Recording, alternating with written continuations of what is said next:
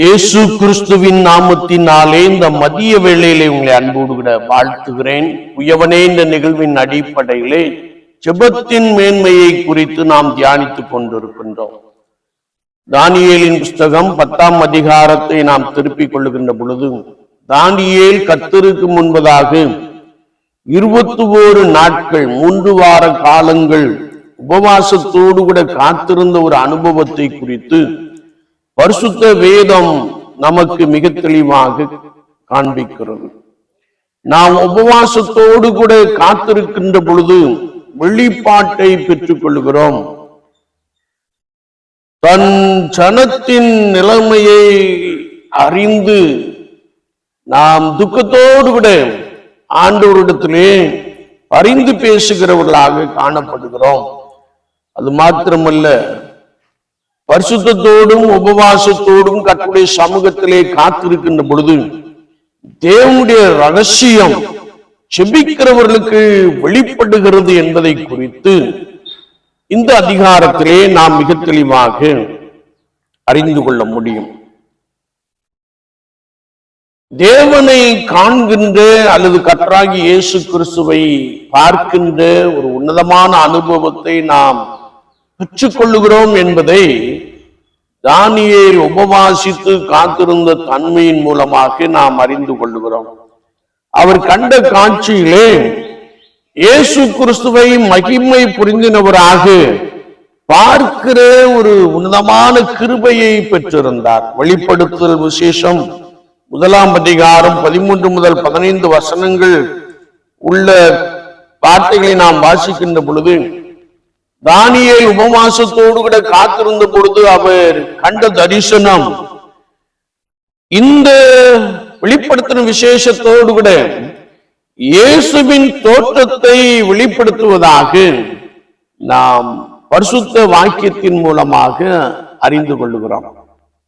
அது மாத்திரமல்ல, தேவன் தம்மை மனிதருக்கு காண்பிக்கிறார் என்ற அந்த நிகழ்வை வெளிப்படுத்துவதாக அமைந்துள்ளது. வேதம் சொல்லுகிறது, ஏசாயா தீர்க்கதரிசன புஸ்தகத்திலே, மாம்சமான யாவும் ஏகமாய் அவரை காணும் என்று எழுதப்பட்டிருக்கிறது. ஒருவேளை 2ஆம் வருகையிலே ஆண்டவரை எல்லாரும் பார்ப்பார்கள், உலகம் முழுவதும் பார்ப்பார்கள். குறிப்பாக அவரை குத்தினவர்களும் அவரை காண்பார்கள் என்று நாம் பரிசுத்த வேதாமத்திலே வாசிக்கிறோம். அது 2ஆம் வருகையிலே. ஆனால் பரிசுத்த உபவாசத்தோடு கூட பரிசுத்தத்தோடு கூட நாம் காத்திருக்கின்ற பொழுது ஆண்டவரை மகிமை புரிந்தினவராக பார்க்கிற ஒரு உன்னதமான அனுபவத்தை நாம் பெற்றுக் கொள்ளுகிறோம். அது மாத்திரமல்ல, தரிசனம் பார்க்கின்ற பொழுது நம்முடைய சரீரம் பலவீனப்பட்டதை குறித்து இந்த பகுதியிலே நாம் அறிந்து கொள்கிறோம். தேவ மகிமை தானியேல் மீது பலமாய் இறங்கின பொழுது அவர் முகம் குப்புற விழுந்தார் என்ற வார்த்தையை நாம் அறிந்து கொள்கிறோம்.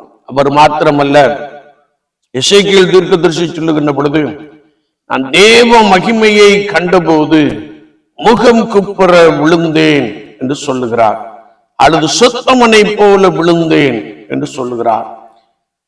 யோவான் அப்போஸ்தலனை குறித்து நாம் பார்க்கின்ற பொழுது அவரும் இதை போல ஒரு அனுபவத்தை பெற்றிருந்தார் என்பதை பரிசுத்த வேதாகமம் மிக ஆழமாக கற்றுக் கொடுக்கிறது.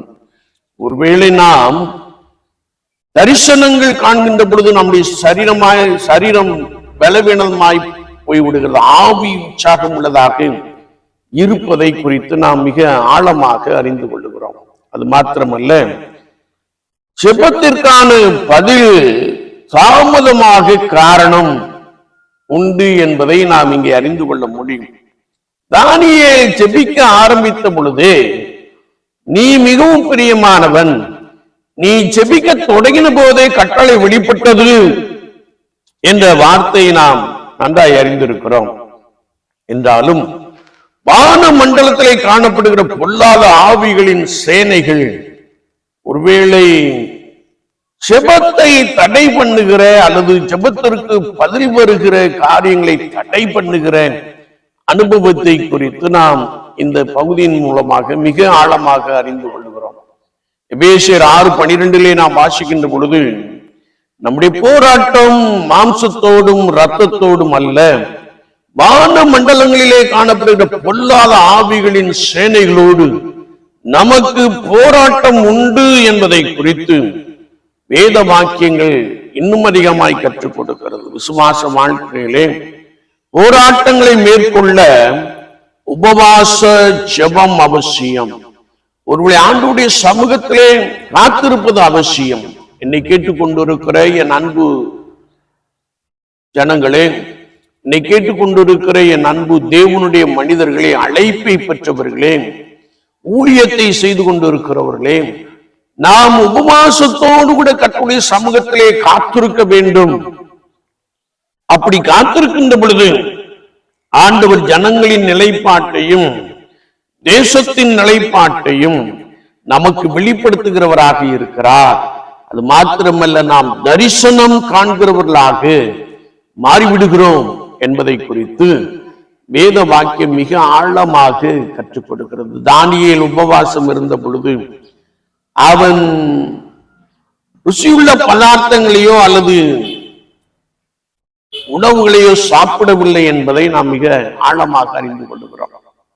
யாரெல்லாம் பரிசுத்தத்தோடும் உண்மையோடும் கர்த்தருக்கு முன்பதாக உபவாசம் பண்ணி காத்திருக்கிறார்களோ அவர்களுக்கு ஆண்டவர் தம்முடைய ரகசியங்களை, நடக்க போகிற காரியங்களை வெளிப்படுத்துகிறவராக இருக்கிறார். அனுதின ஜீவியத்திலே தேவ ஊழியத்தை செய்து கொண்டிருக்கிற நாம் எப்படிப்பட்டவர்களாக இருக்கிறோம்? ஆண்டவருடைய சித்தத்தையும் திட்டத்தையும் அறியும்படியாய் நம்மை கர்த்தருக்கென்று அர்ப்பணித்து உபவாசத்தோடு விட காத்திருக்கிற ஒரு உன்னதமான அனுபவத்தை பெற்றிருக்கிறோமா? அப்படி காத்திருக்கின்ற பொழுது ஆண்டவர் அநேக வெளிப்பாடுகளை, அநேக காரியங்களை நமக்கு வெளிப்படுத்துகிறார், ரகசியங்களை வெளிப்படுத்துகிறார். ஆண்டவருடைய நாமம் அதன் மூலமாய் மகிமைப்படுவதை நாம் காண முடியும். குறிப்பாக சபைகளிலே ஆண்டவர் பெரிய காரியங்களை செய்வதை நாம் அறிந்து கொள்ள முடியும். ஆண்டவர் அப்படிப்பட்ட ஒரு உன்னதமான அனுபவத்தை நமக்கு நிறைவாய் கொடுப்பாராக. ஆமீன், ஆமீன்.